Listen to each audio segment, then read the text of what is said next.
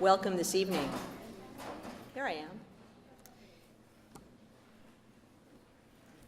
Greetings, everyone, and thank you for joining us this evening for the second of what we hope will be many events to be held at the Syracuse University campus on disability, cultures, and identities as experienced and expressed through creative writing and expressive arts. I am Diane Weiner, the director of Syracuse University's Disability Cultural Center and a research associate professor in the School of Education's Cultural Foundations and Education program. I'm truly delighted to be here with you this evening and to welcome you all.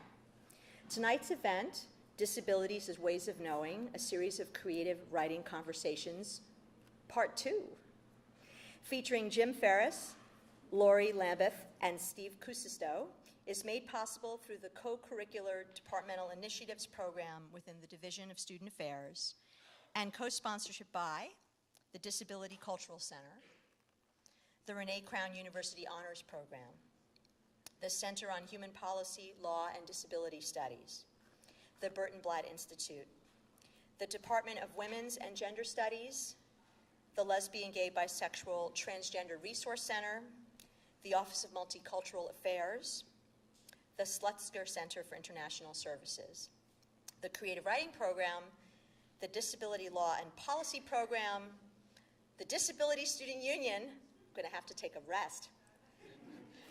Oi. The Beyond Compliance Coordinating Committee and the Disability Law Society. Come in, Mr. Zaremba, make yourself comfortable. Thank you for the special delivery. I needed it just now. Perfect timing. Excuse me 1 minute. So as you can understand and see and tell and discern, a lot of collaboration took place to make this evening happen. Very special thanks go to Riddell Roberts, Rachel Zubel-Ruggieri, Cindy Colavita, Monique Godwa, Alex Umstead, Neil Coffey, and Sean, and folks who were responsible for making the videography possible from our video production unit, our CART provider, Doreen Radin, our ASL interpreters, Kip Operman and Amy Lynn, Dave Williams and Rusty, and the entire crew from Learning Environments, Terry Slater from Empire Interpreting, Leah Daneka from the bookstore, and Ray from the bookstore, who's outside selling books. I'll tell you about that in a little bit. Gerard McTeague, and everyone else who helped to coordinate tonight's event, everything associated with preparations for Jim's and Laurie's visit with us from out of state, as well as the student luncheons that we coordinated and hosted with our guests and with the esteemed Professor Steve Kuusisto, whose birthday is tomorrow. We may need to sing. Prepare yourselves. All right. A reminder that refreshments will be served, extensive refreshments, vegetarian refreshments, gluten-free refreshments, vegan chocolate cake, any number of infused water devices. All right. Please eat it and drink it. Thank you. Following the program, we'll have that, and we'll also have a book table available, and we will be launching this evening Steve's second collection of poetry, Letters to Borges, and we're also having readings from Beauty is a Verb, the new poetry of disability, and I'm delighted to tell you, surprised me this evening, Mr. Michael Northern, who's one of the editors of Beauty is a Verb. If we can have some applause for him. Drove here from Philadelphia, brave soul. And the activities associated with the book selling and the food will be right in the hallway in the corridor toward this direction. As you leave the auditorium to your right, restrooms are to your left and then immediately to your right. So now I have the enormous privilege and pleasure of introducing you to our 3 readers for the evening. And our first reader will be Mr. Jim Ferris, Professor Jim Ferris, Dr. Jim Ferris, or Jim.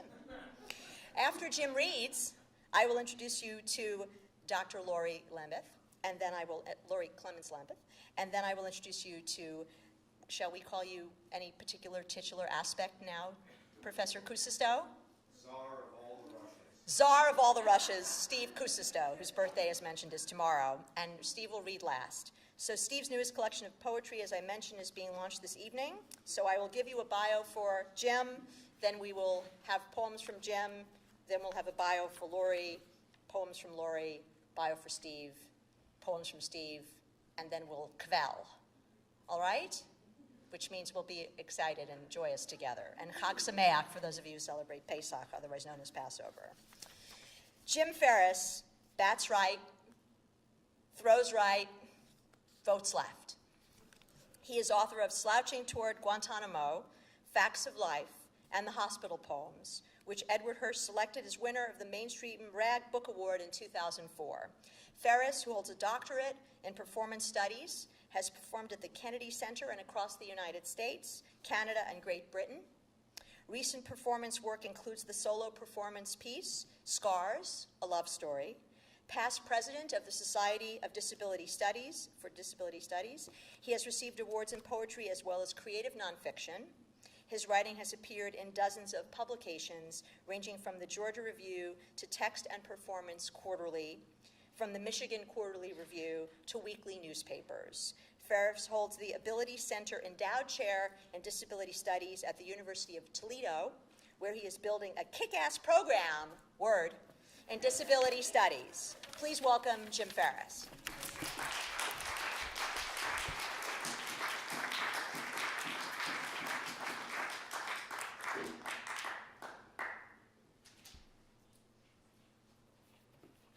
Thank you, Diane, and all of you here. I can't tell you what a thrill it is to get to be doing this reading with two of my favorite poets, Laurie, Clements, Lambeth, and Steve Kuusisto, whose work has instructed and moved me so many times, and who have been such good friends as well. It's also a great thrill to get to come here to Syracuse.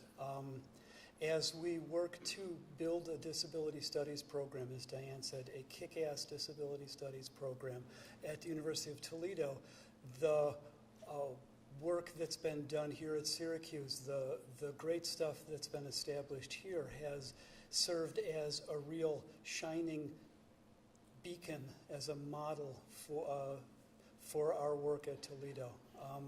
So it's great. It's very exciting to get to come here to share some of this work with you. I wanted to start out with a poem that's really kind of an elegy to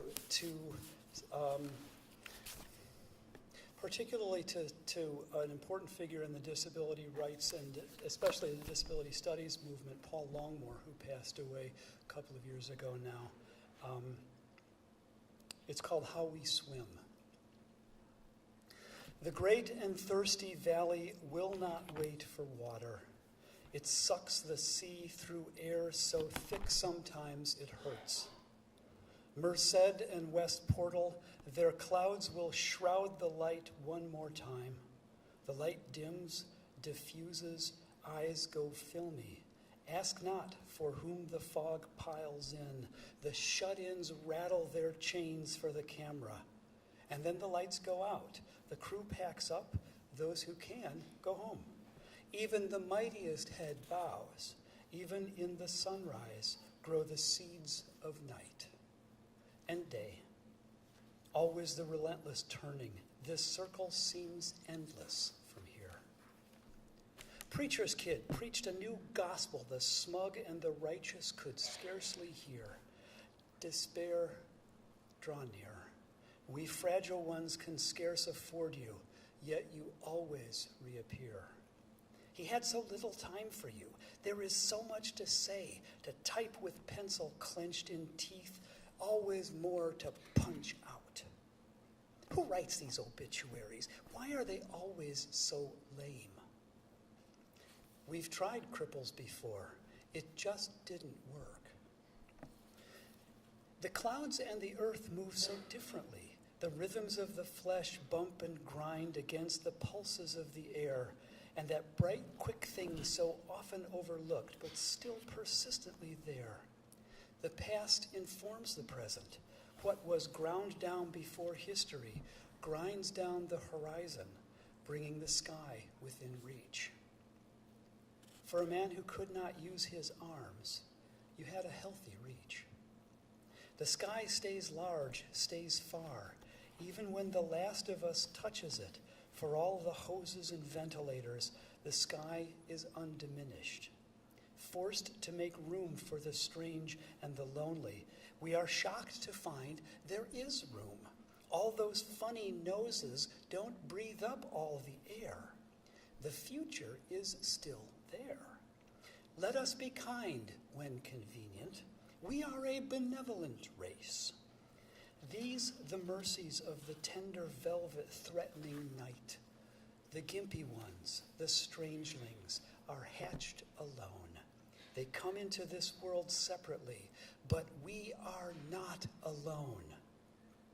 We are the fire the daring yearn to walk above, the flame they are right to fear. Some oracle may speak in tongues. The angel speaks in fire, burning a dread message across a benighted sky. Free our people. They are all our people. Let all live and work unshackled by design. I burn this book to shed new light. You must change your mind. We all must change. No going back. For a man who could not use his arms. The historian tells us how to look behind us, the world so strange in the rear view. The players took their tools and toys and trudged away, leaving the field of play to those who care later, the watchers, the dreamers, to those who write the books. Not so fast. We need a usable past. This is where the world springs from. We cannot wait. People are locked away and dying. If you are not outraged yet, you're not paying attention. Write and live the history that unlocks doors. Time to get to work. You think I'm drowning, but this is how I swim.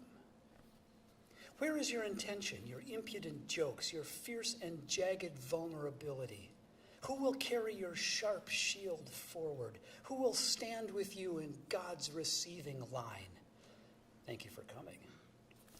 The world is ever beyond me now, when compromise is defeat, always. When noble gesture catches fire and burns to light up the dark, sunny day when we cook our books with a little bit of lemon. Who will remember to shout for the forgotten? They bind our limbs, then dare us overcome. For the answers to the questions that must visit terror on the normate, we shall overcome. Nobody works harder than an old polio. And then they feel what we feel. We are alone in secret terror no more. Our tattered raiment and empty hotel rooms no respite. Sleep, O witty, fiery messenger. I cannot bear the sight without the fiercest eye. And yet we bear all. We've tried cripples before. This is how I swim. I would get down on my knees if I still had knees to bend and bear the burden of the shameless, untamed world. What is it you want? Will you ever be satisfied? We who remain behind, this tattered multitude, we weathered mysteries of stumps. With bleary eyes we keep watch. Let the ones in wheelchairs walk the perimeter. Let the pushy ones push. Father Jose says we keep our scars in the next life. Do we keep our attendance too? As the light fails, the fireflies light up. Someone's generator kicks on. It will run through the night. Pray, Father Jose, I swear I will not quit today. Nobody will ever hire anyone as crippled as you. Jesus did not have scars, she said. He had wounds, never healing, always open. Do we bleed in the hereafter? Do we melt away? The wind blows through what's left of us, like it blows through the trees on a scatterleaf late summer night after the storm. I tick off the names of the dead. The list goes on, and keep watch alone, and not alone, and alone. The knight unhorsed from his joystick steed, the charger forever unplugged. Who can compete with the voices of the past, intoning, chanting, shouting the words they taught us? I learned to hear and then praise God to speak the words I have been given. To my deaf acquaintances I give my strangeness. Speak with hands and eyes, speak with the terrible angels who know no mercy, who grant no second chances. Speak the language into being. Sounds disappear as soon as sounded. Lightning sharp and clear and terrible as it mocks our batteries, as it shouts past ears to the gut. Nobody as crippled as you. Does each loss evoke all loss? Can I offer an elegy to the dead who have no use for it? Belief in a just God, in mercy? Sister Kenny is waiting, weakling. All go pale in the light from a strong mind. Your conviction burned and singed all who got too close. Acolytes and apostates, show your scars with pride. We'll fight to the death over suicide. Our people must be free, just not too much. When the world is healed, then we'll all be free. And the bodies just keep dropping. It's something bodies do. Giving their secrets away, they make a little room for you. And so I give this testament away, and so the faithful will give what faith they have away. The torch is dropped, kicked, and picked up. Kiss the battered torch. This messy march demands 1,000,000 marshals, and so we limp on for a time, strangers to our families, family to the strange. We limp on. This is how we swim.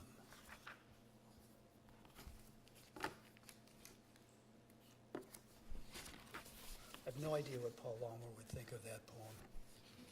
I don't reckon he's ever going to tell me either.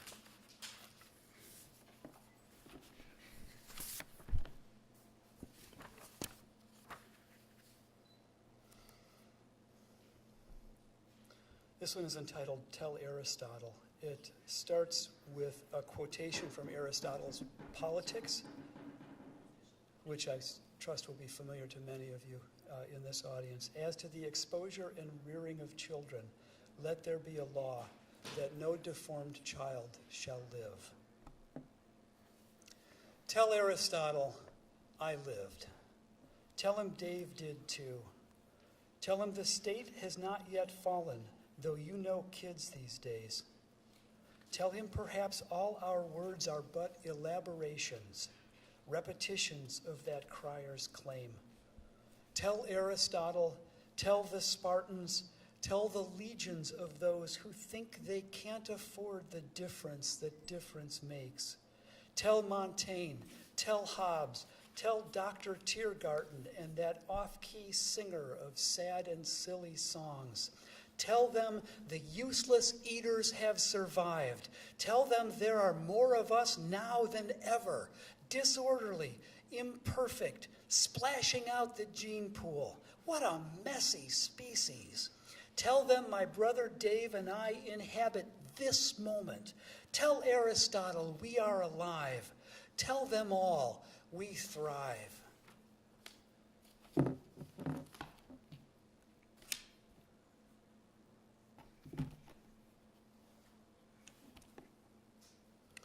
This next one is,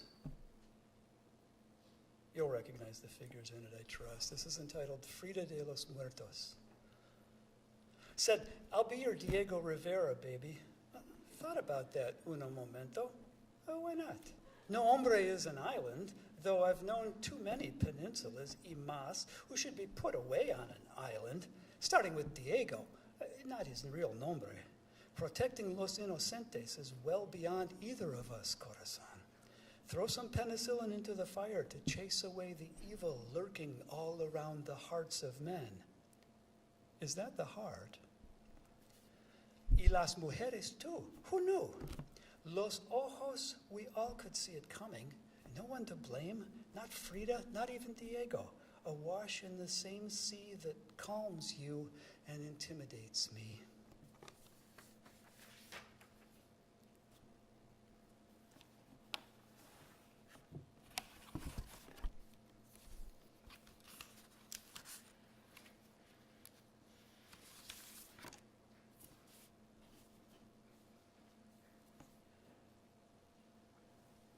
I have been asked a number of times after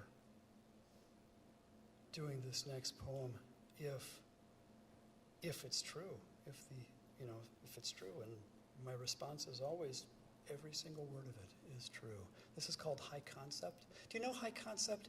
It's a term that became kind of current back in probably the 80s or so as a word that describes the Hollywood movie that you can sum up in, no more than one sentence. The most perfect example of a high concept film is Snakes on a Plane. I mean, you pretty much know the film, right, from the title. Okay, high concept. I was just planning to be in LA for a couple days, make a few calls, see an old friend, sit on the beach for an hour. Nothing special. Calling up the Screen Actors Guild was just a whim. A joke. I never dreamed that anything would come of it. You know how the Guild has a rule that no two actors can use the same name? I just called to see if they had anyone using mine. That's all. Just a moment, I'll check, the person says. She's back in 2 minutes. Did you say Jim Ferris? Yes. Of course you're registered, Mr. Ferris. One moment, please. What does she mean, of course? I'm thinking, when suddenly this poodle voice yaps. Where have you been? I've been trying to get hold of you for a month, okay, a week, but you gotta talk to me, check in once in a while. Excuse me, but who is this? Oh, this is just great. A week in the country and it's amnesia? Hello, I'm your agent. You'd be nothing without me. I'm quoting you here. Where are you? I'm not thinking. I tell him the name of the hotel. Nobody stays there, he says. 10 minutes. And he hangs up before I can say, nobody, really. But I'm curious, too. So I go down to the lobby to see what this agent looks like, if he shows. He does, and in 5 minutes, he doesn't go up to the desk. He comes right over to me and sits down. Why don't you call me? I've been worried sick. I'm about to say, because I don't know you. But he's already on this great deal he's cooked up for me, for this other guy. I'm not an actor, I tell him. That's why they want you, he says. I'm not the right guy, I say. I don't know this business. I don't know you or anybody in this town. Nobody really knows anybody else, do they? Before I know it, we're having lunch, and all these people are acting like they know me. I mean, a couple I'd seen in movies. That's it. Nobody believes that I'm not who they think I am. I mean, I show them my brace. No movie star wears a brace like this or walks like I do unless they're trying to win an Oscar. Cut it out, Jim, my agent says. You can't keep pulling this stunt. What the hell? Maybe it will be fun until they figure it out. But they never do. I take that part my agent lined up for that other Jim. I stand where they tell me, look where they tell me, say my lines. It beats working. I take more parts, do some deals. Before you know it, I'm a player, a commodity, Mr. Green Light, as full of shit as anybody. Now, what's become of that other Jim Ferris? Maybe he's back home, stepping into the light, saying my lines right on cue.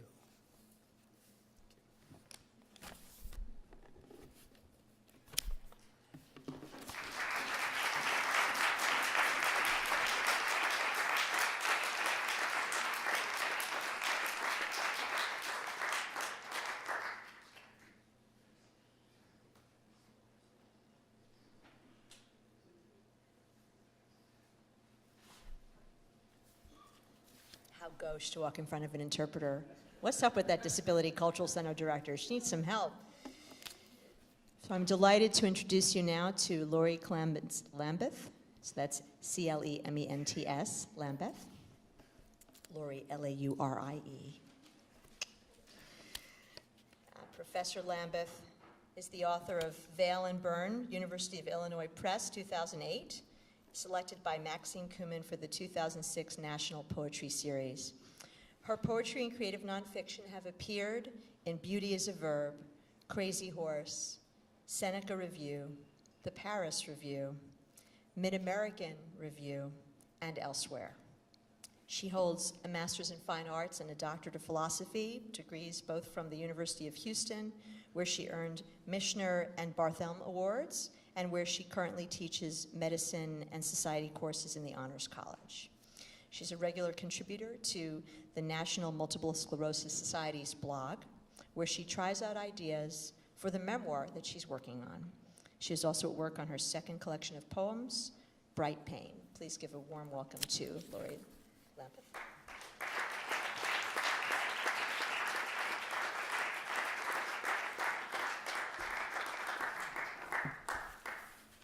Hello. Can you hear me? Okay. I'm going to start with some new poems. Thank you. Oh, that's better. Thanks. I'm going to start with some new poems and then transition to older ones. This poem is basically based upon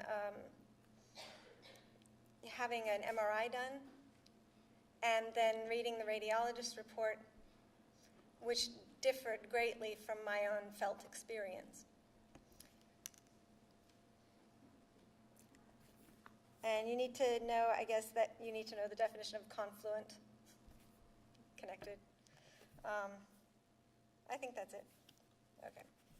Upon reading the radiologist's report, the night sky here bruised to a gray ochre dome long ago, no stars, or maybe 3. Back home in the hills, my head spun back, neck creaked when I gazed upward, and the night sky milked its stars out in clusters, whole galaxies almost, drenching the sky's dark sea to glow, its coast so close to the oaks, my face.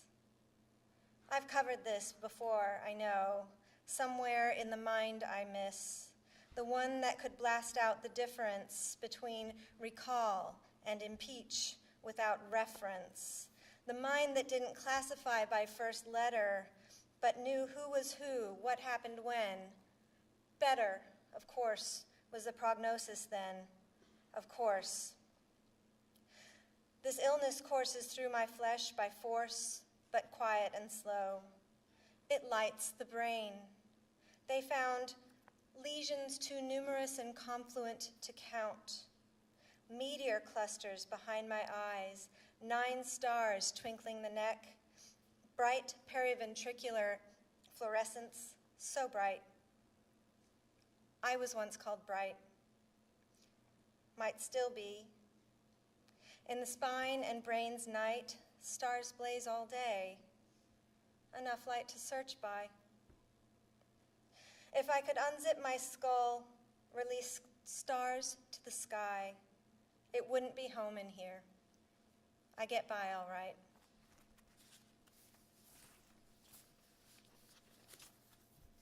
I'm like, in the middle of reading that, I thought, oh, I needed to introduce this concept. Periventricular, Laurie. It's just a cool word, really. That poem and this next poem are kind of dealing with cognitive symptoms of MS, and I feel like I kind of have to explain a touch of what really happened for this poem to actually make sense to you right now. Sometimes I have these things where I will not be able to put things together, just a little blip in the brain. And this one time, I had one thing I had to do that day and get my hair done. That was it. I had to do the math to figure out how long it would take me to get to where I go. And I thought I had all the time in the world. And I somehow, what I thought was, I don't know, an hour or two was really just way too late. And I actually, I thought I had plenty of time. I did my makeup, blah, blah, blah, and I walk out of the bathroom and it's already 9 minutes after my appointment that would take me 40 minutes to drive to. And people don't understand this is not a planning issue. This is not well, I could just manage my time better and write things out. No, it was a very weird thing. Just not being able to connect the concept of time in its continuum with the concept of how much time it would take me to do this and get there. So anyway, I think that's about it. Magnets. I asked you if magnets ever lose their charge, remembering the U-shaped ones I threw out in childhood when their red ends weakened.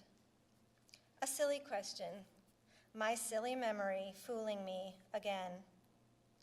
No, that doesn't happen, was the answer, or something like that. You said, maybe, and after I told how time folded wrong in my head, sudden lapse, and I was beyond late, unaware time passed at all, a new dropped connection in the wires. Then the limbs and brain encased in cloud all day, slowed, not knowing how much was flesh or air.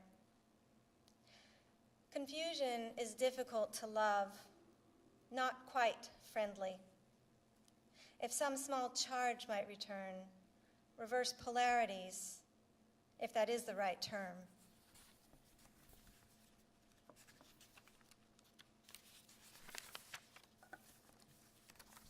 This next poem is an acrostic poem about a photograph that I'd like you to be able to kind of look at while I'm reading.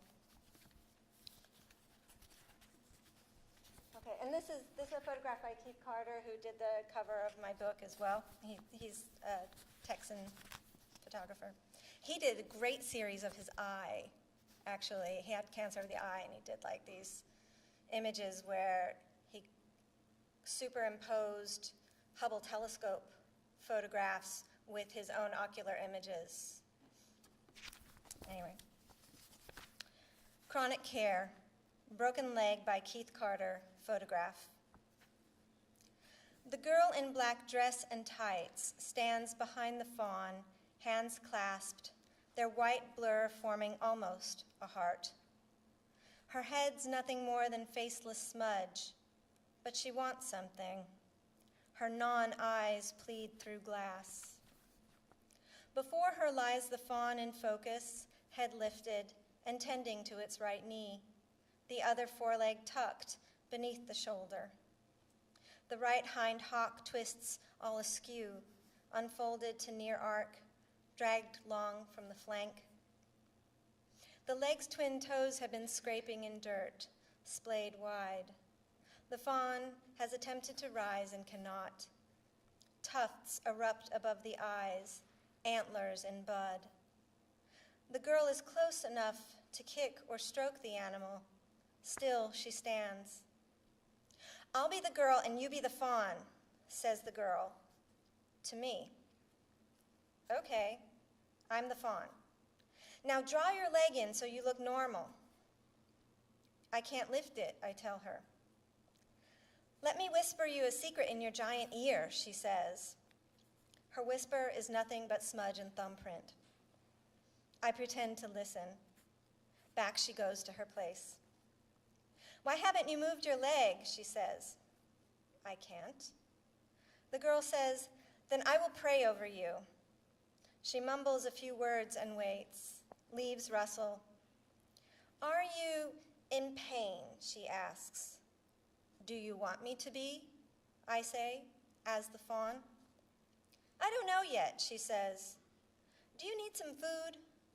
Yes, please, I might die of starvation here, I say. Let's play some more first, she says. I rub my eye against my fawn knee. What is wrong with you, she asks. Apparently, my leg is broken. All I know is I can't stand or move it. She says, let's stand you up then. I suggest some food might help. Here, she says, offering a pile of rocks, are sugar cubes. The girl works her jaw as if chewing. I will lift you. I will prop you against this gate and splint stakes up your legs so you'll stay. See, you look fine now. Your mama's sure to come find you. The fawn legs, the 3 I'm using, tremble from the strain. I crumple. Get up, dear. Come on, you're not playing right, she says. Then the girl says, I know, let's play freeze. She skips circles around me, says freeze, stops mid-skip, knee lifted. Did you freeze, she asks.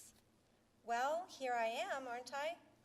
Yes, and you look so nice, she says, just like that. Don't move. I want to be the girl this time, I say. No, silly dear. Can't you see I am always the girl? Do you feel pain, I ask. I feel nothing in my hands and face. I am indistinct, but you shape me, she says. Couldn't I be you just once to know again what it's like to stand and move, I ask the girl. But my fawn voice is fading, and her voice is growing louder. Dear, you know what I said, no. And now you must play dead, she says. I tuck my head under my shoulder like a bird asleep. My tongue lolls to the side. Good job, she says, and she claps her faded palms and laughs hard. You're dead, but you can breathe, and your heart will beat forever. I hear my pulse thick beneath antlers. Dead means very still, she says. Beneath fawn ribs, my lungs whoosh like bellows. Your thoughts will leap and gallop, and I cannot help you. Will I move again, I ask. I can't work my other hooves now, I say to the girl. No, sorry, that's the game, dear, she says. But you have your heart and lungs and thoughts, I know. Couldn't I be the girl now, I ask. I have angered her. Distinct features, 2 eyes, a brow, and a mouth, sharpened for a moment. Never. I say, then I'll be the air next, or the dirt, or leaves rustling. That would be ridiculous, dear, says the girl. I will be the air, you'll see, and I will rise and lumber and tilt over this churning gray space. I will move again, I say, fawn voice faint. I won't play with you. Eat your stones, stupid dear, she says. I'll fetch a blanket to cover you.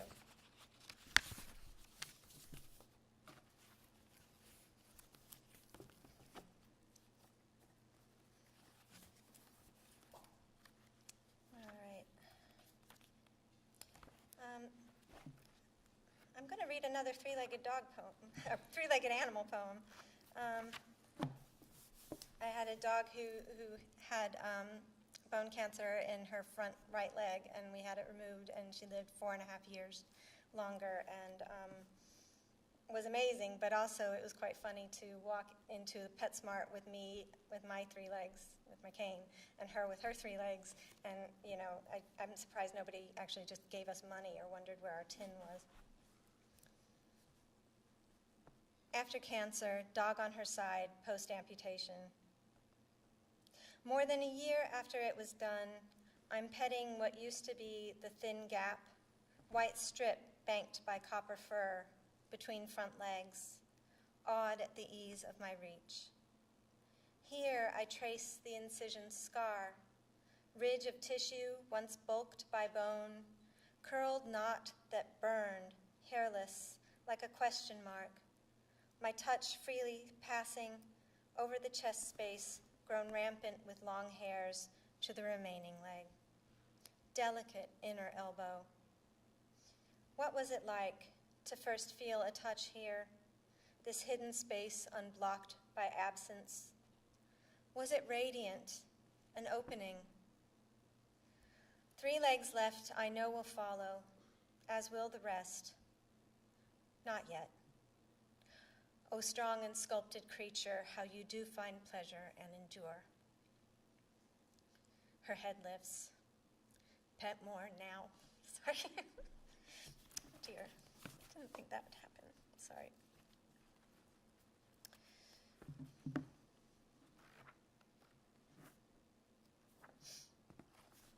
The title for my book comes from a prose fragment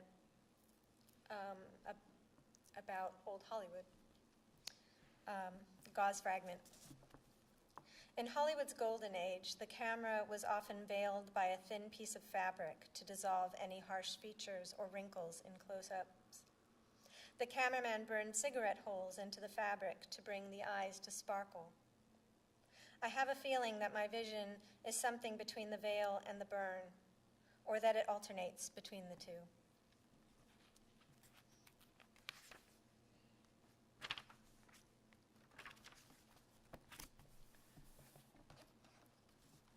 This poem is about numbness, and the next poem is going to be about wrong feeling.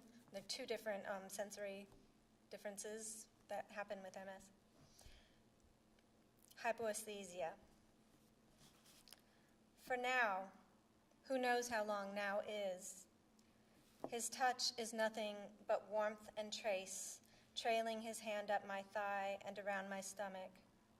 I feel a little something crystallize after each pass of his hand, then it's dust. Whoever thought sex could be so literally senseless?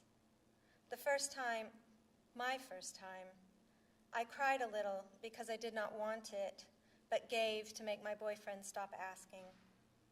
That was a different kind of senselessness. I wanted to cry this time too, another first since the new flare-up broke. Feet, knee, thigh, stomach, hip, hollow of the back, neither my body nor my skin, but a loose-fitting carapace, bubble, prosthetic even. Are you touching me? I thought to ask, but instead watched as he kissed each part and caressed and did what we do when I feel right. I didn't say, I can't feel that, but let his hands and mouth travel. For the first time in my life, I let go of my body a while and looked down with fascination at the man I love in the process of loving me. The way the window's meager light managed to illuminate his nails with each finger's lengthening, how it raised his tendons like spines before his knuckles into glow. Stunning to see his eyebrows and lashes crush, devoted, with each kiss planted along my belly, to feel only the cool afterward. Strange that now would be the time I comprehend our otherness, these bodies wanting more, luminous, impossible, whole. And I think I'll close with this poem because I imagine I'm hitting my time. Dysesthesia is wrong feeling, basically, so feeling pain with no source all along the skin. Okay. Dysesthesia. Oh, and you should know about Rebel Without a Cause. Does anybody not know about Rebel Without a Cause? Yes? Okay, everyone knows? Cool, all right. Dysesthesia. When I tell Ian my hands are on fire, when I first pull them from the warm bed and release them to the air's sting, begin the morning routine, measure dog food, twist open ridged lids of jars upon which I scratch my palms. When I lift and unscrew the milk bottle, fingers sparking without cause. When I pour coffee, rubbing the hands on any rough surface because they smolder. When I tell him I watched myself drop the spoon as though in a movie, not me that wincing, palms turned up, and why?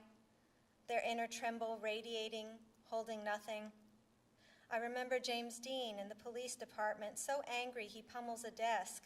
And I said last week when we watched it again, wait for it, he broke his hand there in the take. That's real pain. And I read my hand like his, roiling under skin, while he clutches his wrist in close-up. When I hear myself gasp and can't help it, just the shock, I can say spark or burn or electric. And Ian asks me if I mean the hands are hot as in temperature. Not hot, just on fire. Flameless, sourceless. How else to say it but fire, this mistake creeping between spine and skin? How to discern this pain, these hands, who operates them? Thank you.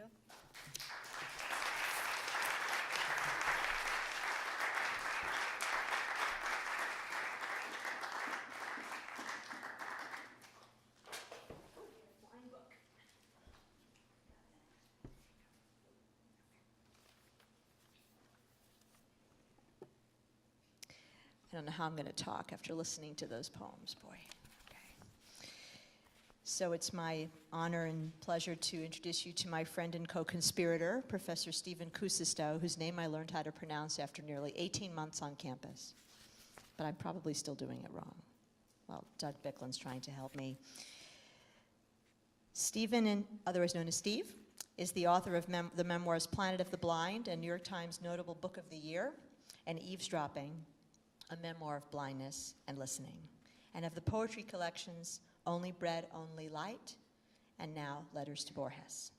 A graduate of the Iowa Writers Workshop and a Fulbright Scholar, he has taught at the University of Iowa, Hobart and William Smith Colleges, and the Ohio State University. He currently directs the Renee Crown Honors Program at Syracuse University, where he holds a professorship in the Center on Human Policy Law and Disability Studies. Steve's work has been translated into more than a dozen languages, and he's a regular contributor to National Public Radio's All Things Considered, and is a frequent speaker on disability and diversity issues around the United States and abroad. So please welcome to the stage, as it were, Steve Kuusisto. Almost happy birthday to you, Steve. A warm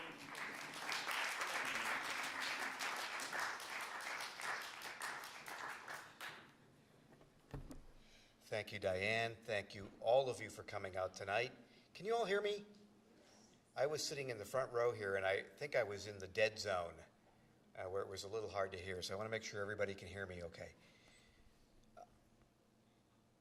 We have a distinct honor tonight in that Michael Northern is here. Michael is a poet, an essayist, and also an editor, and he is the editor of the new and I think absolutely groundbreaking anthology called Beauty is a Verb, just out this past year from Alto Cincos Press. It is the first comprehensive anthology of first-rate poetry writing by writers with disabilities here in the United States, and it's an astonishing book. It's won all kinds of attention across the country from major literary magazines. It's a wonderful, wonderful anthology. All three of us are in it, and Michael drove all the way up here from Maryland to be with us tonight, and I just want to applaud him because it's a wonderful book. It's a groundbreaking book, and it's actually an astonishing book. I am going to read a few new poems from a book that just came out this past month, Letters to Borges. Borges was an Argentine poet of the 20th century, also a fiction writer, and maybe in North America he's best known for his fiction. He wrote astonishing short stories that were gathered in a volume widely reprinted by New Directions Press called Labyrinths. And those stories, some have said, are the first postmodern literature. Others have said that he invented hypertext. They are intricate, neo-Kabbalist, mystical meditations on the intersection between language, semiotics, the visionary, the impossible, and finally about epistemology itself. They're really rather brilliant stories. Borges also happened to be blind. Beginning in his 30s, he went progressively blind. Ironically enough, he became the director of the National Library in Buenos Aires. He lamented the fact that he was in charge of all the nation's books and could not read them. He lived in an age and a time in South America when there was no Braille, when there was no orientation and mobility training. Blindness was for him a great tragedy. Disability, as you probably know, is a cultural formation. It is not a physical fact. So if they decide not to give you accommodations, or if the accommodations haven't been invented, you do have a disability. However, if you have Braille, a talking computer, a guide dog, you've had orientation and mobility training, you've learned all the techniques for having a disability, you are not disabled. Borges remained disabled all his life. In 1984, I went down to Cornell to hear him speak. He was the final keynote speaker at a 3-day symposium honoring Vladimir Nabokov. Nabokov, of course, famously taught at Cornell, and they hosted this event some 30 years after Nabokov had left Cornell and had passed away. Talk about taking your time. They had panelists there from Cornell, old emeriti professors, and they would talk about Nabokov, and it was very clear that he hated them. They would say things like, "I saw him once at the laundromat."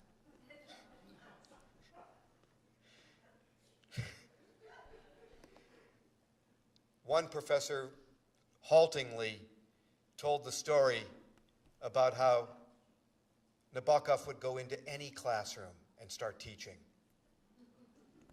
One day he walked into a chemistry classroom and began lecturing about the great Russian novels, and the chemistry professor was terrified and said nothing.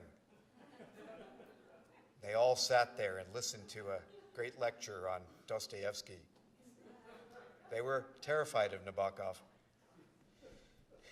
Finally, it was time to bring Borges out. And I'd come all the way to Ithaca just to hear Borges. I was very excited. Borges comes out, and he's supposed to be the keynote speaker at this event having to do with Nabokov. And Borges came out, and you have to understand he's very blind, and he can't do anything independently, so he's led out onto the stage by a, amanuensis. And then he stands in the middle of the stage, and he says, "Literature is play. It's a game. It's like playing cards with no rules. It's like Marcel Duchamp playing chess with no rules. You can do anything in literature. Literature is hilarious. It's wonderful." That was it. He stopped. There was this awkward silence. It was Cornell. I don't know if you know the Ivy League, but Cornell thinks they're at the bottom of the Ivy League. They're they have a very damaged institutional superego. You could feel the air go out of the room. Everyone was afraid that a joke was being perpetrated on Cornell University. A professor finally raised his hand, which Borges didn't see. He had his hand up a long time before he finally just blurted out, "Well, what about Nabokov?" Borges said, "Who's he?" The professor bit. He said, "Well, he's the author of Lolita." Borges said, "Who's she?" The professor stumbled ahead like a drunk at a Baptist picnic with a bucket on his foot. He went ahead. He said, "Well, it's the story about this old middle-aged man who takes up with this 13-year-old girl, and they travel around the country staying in second-rate motels." And Borges says, "Oh, so it is an old story." And he left the stage. That was it. It was a thing of beauty. Borges, however, did not learn how to travel independently. And one of the pleasures in my life as a person with a severe vision impairment is that over the last 18 years or so, I've been able to travel around the world, sometimes alone, in the company of my guide dog, and go to places that I have never been before and get gloriously, happily lost. Because that's how you make art, right?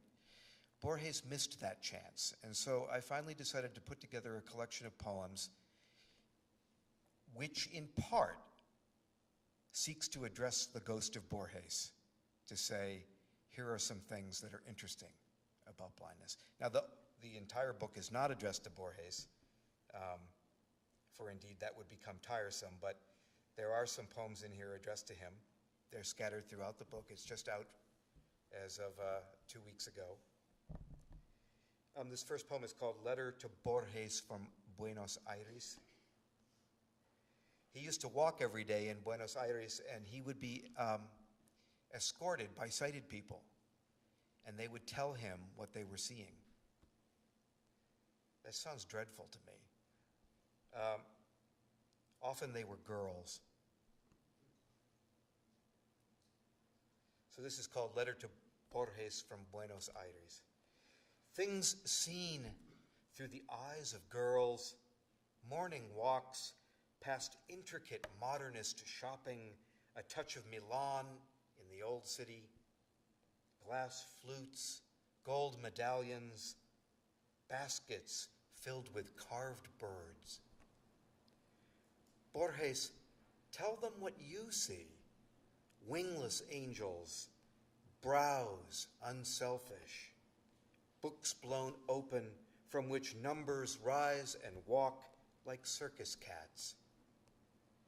Today's girl describes carpets and last year's wine. You clutch her arm, afraid to walk. Such stark houses, iron grills, perforated clocks, confessing station to the blind. Is this why you stayed home, there behind a window, water in a glass, leaves and shutters, imperative, irrevocable?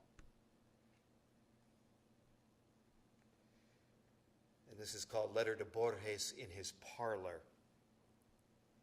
And it references a trip I once took with my wife Connie and my first guide dog Corky. We went to Milan on a boondoggle trip paid for by an Italian lighting designer company. They featured advertisements in major Italian newspapers of blind people advertising fancy designer light. I took the trip. Guiding Eyes for the Blind, the guide dog school where all of my dogs have come from, arguably the best school of its kind in the world, received a major gift from Vladimir Horowitz, the great concert pianist.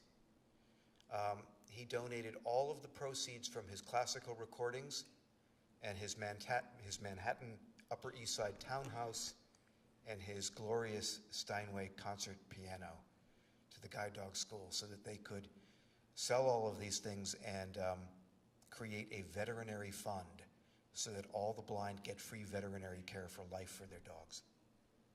So we went to the great cemetery in Milan to put flowers on Horowitz's grave. He's buried in one of those ornate Italian tombs that looks like a sailing ship. And he's buried in there with his wife Wanda and also his wife's father, his father-in-law, who was Arturo Toscanini.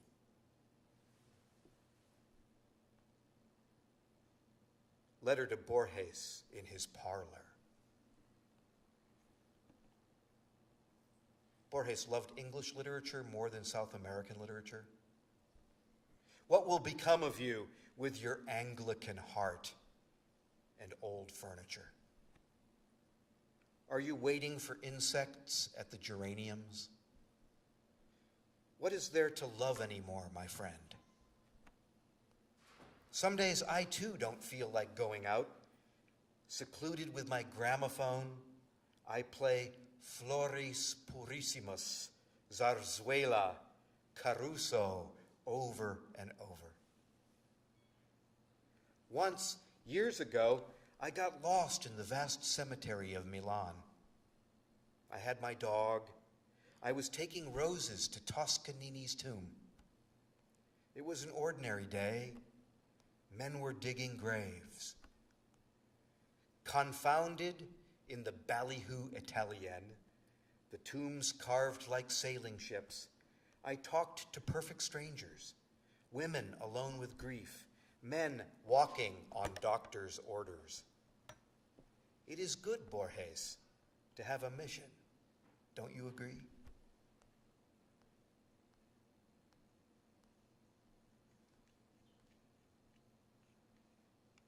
I love the poet Auden, W.H. Auden. So this is a poem called Without Stars. I think it's self-explanatory. We might, as Auden did, say the stars are all indifferent. But now, past 50, I don't know. The conceit may turn from a life of cheer, as the poet had good drink and those who loved him. We may call the stars unfriendly when we are snug at home, the fire banked, our paschal lamb with pepper, the wine dark. We might say we are more loving, and be true as love is to sky, a small advantage, and love me not is the name of its tune, which stars cannot know. Here's a succession of rooms, dresses and trousers, our heaped books, the ailanthus we hope to plant come May. In the garden, we'll be powerless. Ailanthus cannot grow until the leaves are strong, and we would be more loving if we but knew the words. Still, I will call the stars unfriendly only when I'm far from home.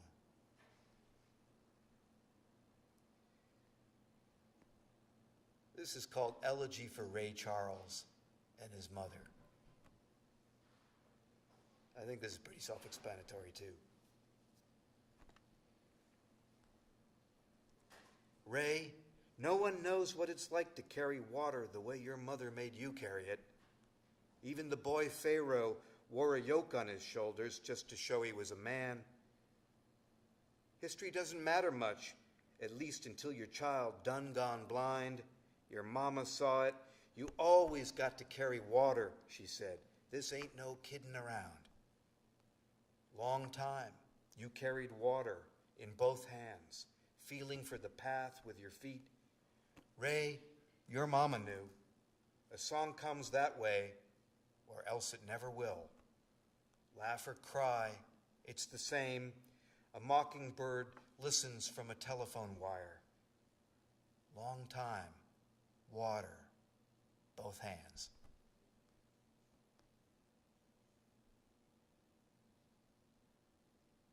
That's how he learned to sing. There's a city on the west coast of Finland, the country where my childhood took place. It's called Turku. It's an old medieval city with a university and a beautiful old church, stone church, and the coast all around it looks like the coast of Nova Scotia. And I went to Turku and got lost. Borges, I walked a generous and slow compass around the old church, a fisherman's church built with narrow windows. I was lonesome all day, walking alone in the far north. Gulls danced sideways at my feet. My white cane tapped the cobblestones. It was summer, but you wouldn't know it. I walked my circle. Old women sold lingonberries to laughing children. A dog was barking at Swedish ghosts.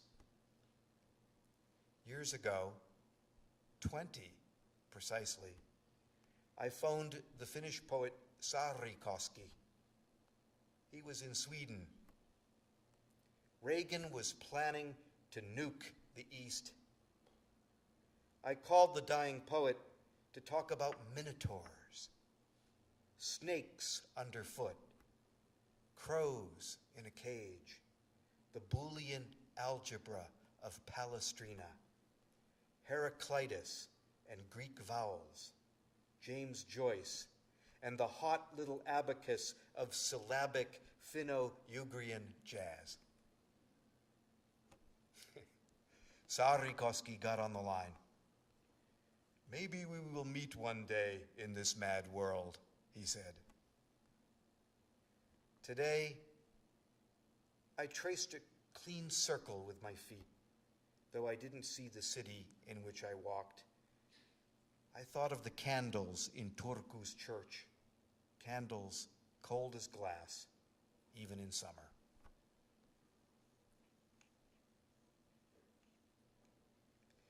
This is probably best dedicated to Laurie. Letter to Borges from Houston, Texas. I fell down this morning, Borges. I blamed this on the pavement outside the hotel. There is something about falling when you're blind. A kind of synesthesia occurs. I fell slowly into a cold paradise of blue. It was like falling into the world in the birth wind. Do you remember that? Falling like this is certainly a kind of nostalgia. I had time to think, only God can conceal God. That's what I thought. My arms were extended like wings, joyfully falling. I should add that no one was awake to see me. Borges, did you ever laugh in so much blue?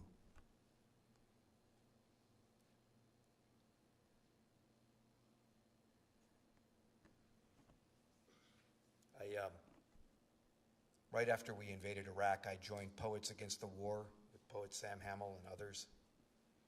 Wrote this for them. The war production canzone. Canzone is not a kind of Italian food. It's a song, right? The war production canzone. There's a quote here from advertising. Whirlpool. Imagine it. I have come at last to understand the power of my dishwasher. I use it to bring back the dead. Don't kid yourself. The dead live on in proximity to machines, and why shouldn't my dishwasher become a Tibetan portal, a bardo-matic multi-cycle soul cleanser? I set the dial to advance patriotism, making sure to add the Orphic spot remover and let the falling inertia of the unreal dead wash backwards into history with the fused stones and magic gems of unfathomable becoming, and how quietly my dishwasher shifts into the Pythagorean cycle. The mathematic flesh and bone stirs with leaf pattern, scarlet berries, until my good dishwasher, my Whirlpool from RCA, a corporation heavily invested in weapons of mass destruction, lo, my death ray dishwasher raises up out of the mineral earth those who were once buyer and seller, master and victim, foot soldiers, Iraqi children, Kurds, Sandinistas, Contras, Maoists, integrationists, Trotskyites, Mensheviks, you get the picture, and my dishwasher makes a sound like wings and washes out all the blood-drenched, civilized abstractions of the rascals who live by killing you and me.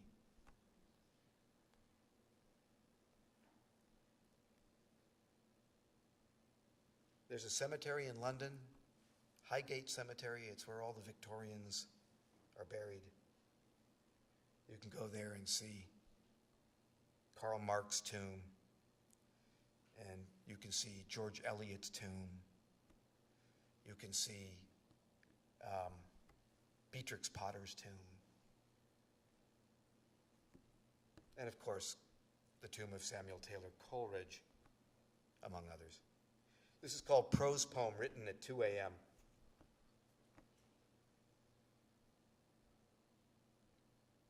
I really did write it at 2 a.m. I have decided to write while lying in bed.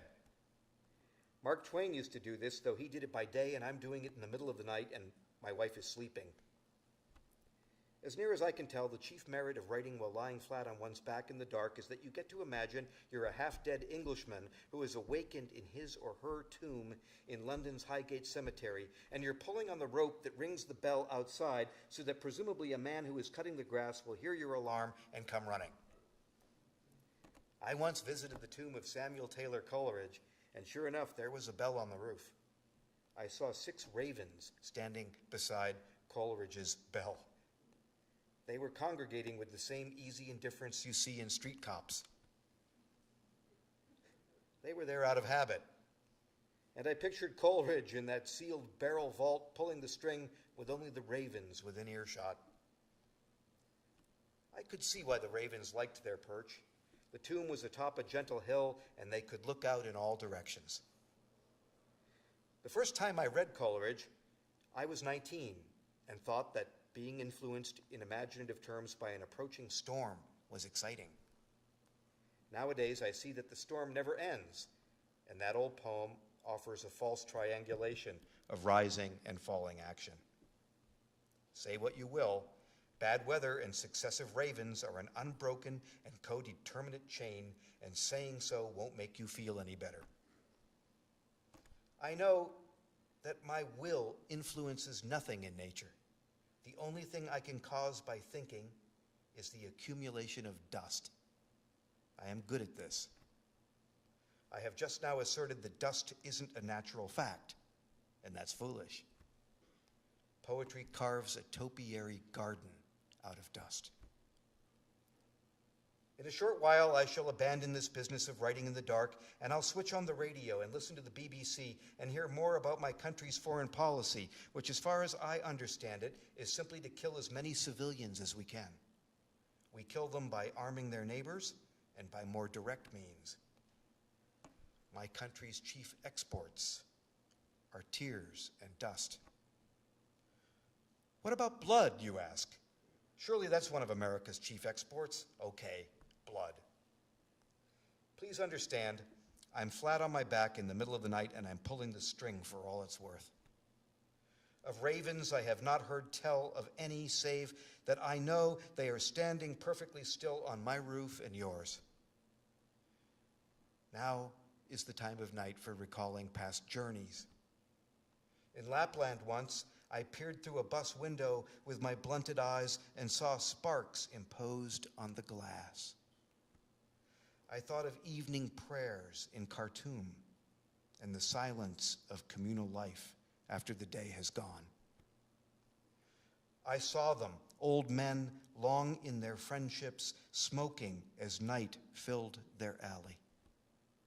And there in my dark bus, I imagined that one man had a child's toy, a wooden top that was likely a gift for his granddaughter.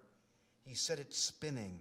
It moved over the worn stones, giving off a light that no one could explain. It seems I am less of memory and more of dream. That's how it is after 50. I remember inexactly a boat ride with other children, summer in Finland, long ago. There was a sickly boy seated at the bow. An adult whispered the word leukemia, but none of the children knew what that was. It was the solstice. There was sun on water. A song about strawberries was going around. Oh yes, I'm flat on my back and pulling this string for all it's worth. Thank you.